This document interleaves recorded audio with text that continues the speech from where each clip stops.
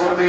প্রথম নাম্বার কাজ হলো সে এই পৃথিবীতে আল মারাতু ইজা সাল্লাত খামসাহা, আল্লাহ নবী বলেন 5 ওয়াক্ত নামাজ তার সময় মতো আদায় করবে।